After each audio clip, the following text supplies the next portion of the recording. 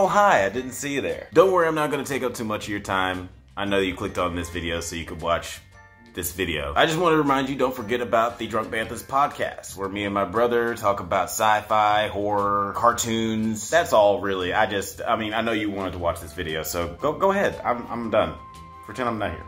Hello, you beautiful nerds. Now, you guys may have guessed from watching our coverage of the Toidles on Does It Hold Up, but we at the Drunk Banthas channel are fans of those heroes in a half shell. Now, I haven't watched a bunch outside of the 90s movies or the upsetting live-action TV series. Nevertheless, I'm a fan of the characters and the surprisingly rich lore that makes up their world. Like, I didn't even realize how big of a fan I was until that new game, Shredder's Revenge, was announced, and I squealed with glee. Then I was like, oh, I guess I still like them turtles. Again, I haven't watched any of the other stuff that's come out recently, like that new series that I've heard is pretty good. But when I saw what the animation style was going to be like for this new movie, I was super excited. I don't think I'm the only one who's kind of fatigued by the animation style of most of the newer animated films that have come out in the past decade. Every character design looks like Frozen or Clone Wars, and the environments, though impressive and detailed, have nothing interesting about their aesthetics. Luckily, ever since Spider-Verse came out, Hollywood has been doing that thing that they never do. They actually learn the right lesson from a successful movie. Stuff like Arcane and Puss in Boots have clearly been inspired by Into the Spider-Verse. Not that those projects look anything like Spider-Man, but the influence is undeniable. But you know what, before we get into the nitty-gritty of this movie, let's talk about what we're talking about. So grab a slice of pizza, do a backflip, and get ready to scream cowabunga like a real teenager, because we're about to discuss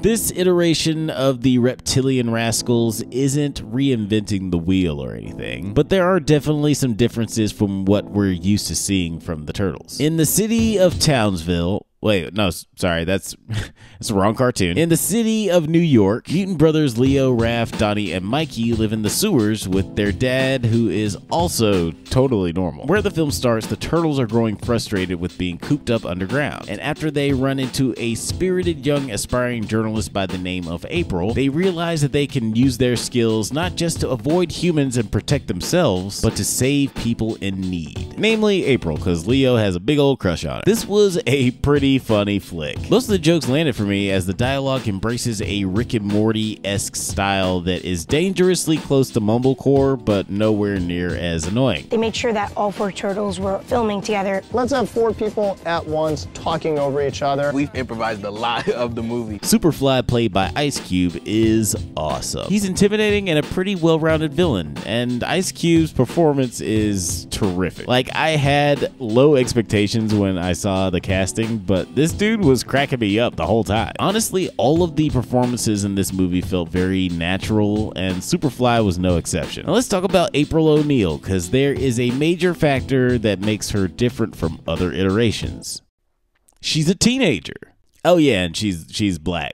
She's a black girl. It really changes the whole dynamic between the Turtles and April when they're the same age. Honestly, looking back, it's weird that she just had a bunch of teenagers hanging out in her house. Ayo Edebiri was incredible, by the way. I mean, she's a writer, a comedian, a voice actress, and if you've seen The Bear, you already know that she's a pretty rad screen actress as well. I don't think there's anything the woman can't do, honestly. The playful yet nerdy and inquisitive nature of her character made her really feel like an aspiring journalist. And it also made sense that she would actively seek out a relationship with these turtles, if for no other reason than to get a good story. Because she says straight up, if I didn't meet you guys by you saving my life, I probably wouldn't have fucked with y'all. But now let's talk about those titular teenagers of the mutant turtle variety. I loved this cast as the Turtles. The way they interacted with each other felt so natural. Being a guy who has 2 brothers and 2 sisters, this felt like siblings just screwing around and also getting just super irritated with each other.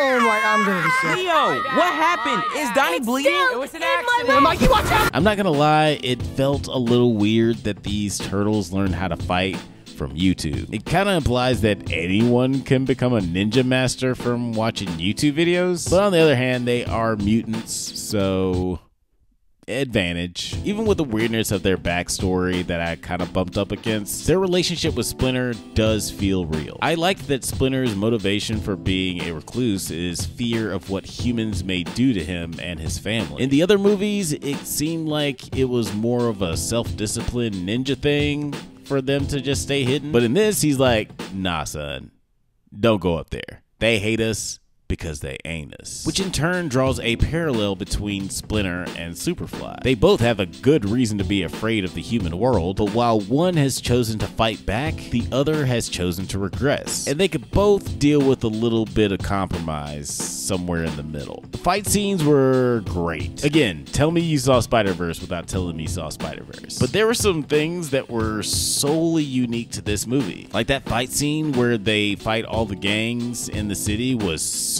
Terrific needle drop, incredible editing, and the camera angle made it look like the scene from Oldboy. Like, you know the one I'm talking about. Let's talk about the ending for a little bit, because I know people are going to be mad about this, because people be mad about everything. This movie ends with the Turtles revealing themselves to the public and going to high school with April. I thought this was a pretty inoffensive change to make, because as far as I know, we've never seen the Turtles embraced like this in the public. But I get that with the message that this movie is trying to send with inclusivity, it would have felt weird if they just went back to the sewer and hid from humans. Like, humans are just like, thank you, children, for saving our lives. Now scurry on back to whence you came. Where hiding from humans is usually just a plot point, here it's a character arc for the Turtles and Splinter. They have to learn to not be so afraid of humans just because some humans are terrible. In the words of Agent K, people are smart, they can handle it. A person is smart. People are dumb, panicky, dangerous animals, and you know it. Before I get out of here, I have to talk about my favorite part of the movie, and that is the animation. Hot damn, was this a feast for the eyes. It blended watercolor aesthetic, pencil drawing, CGI animation, and probably a whole bunch of other stuff I'm not smart enough to recognize in a wonderful combo that made every frame a sight to behold. Honestly, even if the script was terrible, which it isn't, I could watch this movie on mute and still have a good time because the visuals are just that captivating. I mean, the flick just came out and it's already trite to say I haven't seen animation like this since Spider-Verse. But that's just because these blockbuster animation films have felt uniform for a long time. And now we're starting to see these animators being allowed to express some artistic freedom. They've been given carte blanche, as it were. Usually I'll give this to my favorite actor or character, but for TMNT Mutant Mayhem, the animation is the clear MVP. This was a pretty fun time. I don't ask a lot from my Ninja Turtle movies, and this team managed to put together a thoroughly entertaining flick with great action, comedy, and a little bit of heart in there, displayed in a visually unique animation style. I would have liked it if the comedy was toned down a little bit, just a skosh, especially because in the comics the Turtles have a tendency to get weirdly serious or seriously weird. But on the whole, I still like this installment and am excited about the potential places these Turtles can go. Maybe they pull a page out of my favorite Turtles game and my least favorite Turtles movie and they go back in time. We've seen it done both ways. They can be good or bad, but hey, let's see. My ranking, I liked it. Don't forget to watch the Drunk Banthas podcast. Righteous Gemstones and Warrior have wrapped up, but we're still covering the new season of Futurama. And check out the 9 Nerd Yards channel where me and 9 will be chatting week to week about the Apple TV Plus series Foundation. I got a review of Talk to Me coming soon. Strange New World Season 2 review is coming soon-ish. But until next time, stay safe, my little mutants, and may the Force be with you.